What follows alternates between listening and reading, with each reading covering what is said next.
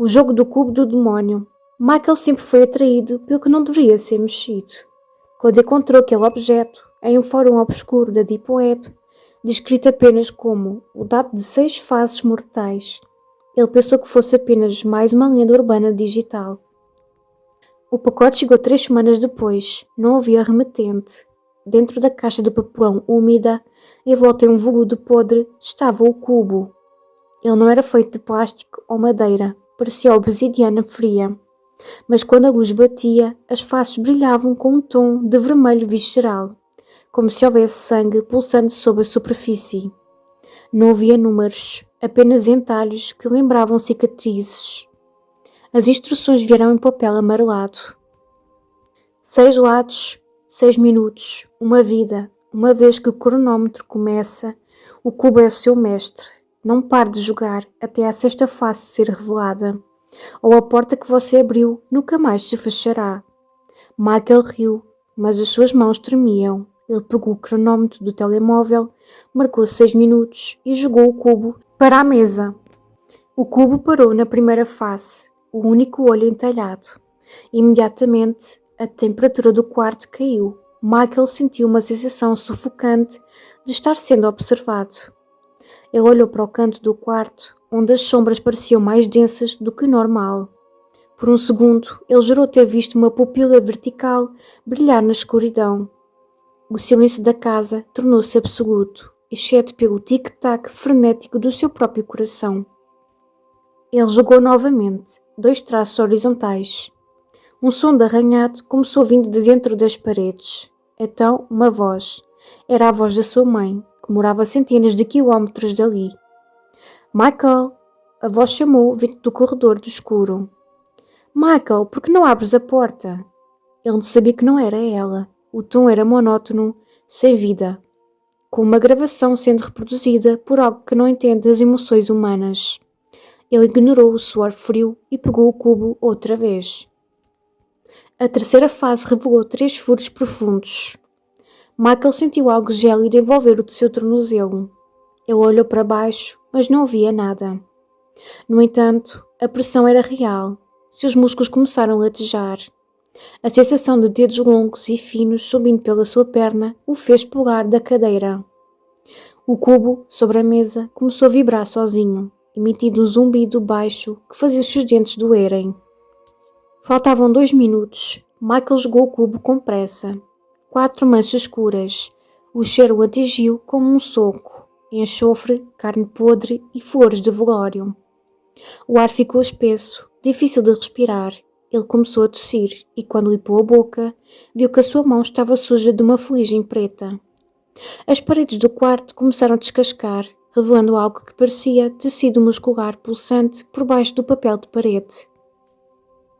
O cronómetro marcava 5 horas, o 5º lançamento. 5 garras entrelaçadas. De repente, o teto pareceu se tornar o chão. Michael foi arremessado contra a superfície superior, mas os seus móveis permaneceram no lugar. Ele estava pregado no teto, olhando para baixo, para o cubo que brilhava intensamente na mesa abaixo dele. A voz monótona do corredor agora gritava o seu nome, um som gutural que não parecia mais humano. Joga o último, a voz ordenou, agora vindo debaixo da mesa. Com um grande esforço, Michael esticou o braço, lutando contra uma força invisível que tentava esmagar os seus pulmões. Ele conseguiu tocar o cubo e, com um último movimento desesperado, o girou. O cubo parou na sexta face, um espelho perfeito. O mundo parou, o som cessou. A gravidade voltou ao normal e Michael caiu pesadamente no chão. O cronómetro do telemóvel atingiu 6 horas e parou. Ofegante, Michael olhou para a face do cubo. Ele não viu o seu próprio reflexo. Ele viu o quarto, exatamente como estava agora, mas não havia ninguém na cadeira. Ele olhou para as suas mãos e percebeu que elas estavam ficando translúcidas. Ele olhou para a porta do quarto, um vulto idêntico a ele, com as mesmas roupas, o mesmo cabelo, mas com um sorriso largo e fixo demais, entrou no cômodo. O outro Michael pegou o cubo da mesa, guardou no bolso e olhou diretamente para o Michael real, que agora era apenas uma sombra presa na superfície da obsidiana. O impostor piscou, apagou a luz e saiu do quarto, assobiando uma melodia que Michael não reconhecia. O jogo tinha acabado. O cubo precisava de uma nova alma para habitar o lado de fora. E o cronómetro, para o novo mestre, acabara de recomeçar. O cubo não parece como uma relíquia da Moneca, logo de cara. Para o novo dono, ele se manifesta como algo irresistível. Pode ser um quebra-cabeça antigo em uma loja de antiguidades, um componente eletrónico raro em uma feira de usados ou até um presente deixado em um banco de praça. Ele emite um brilho sutil que só a vítima consegue ver.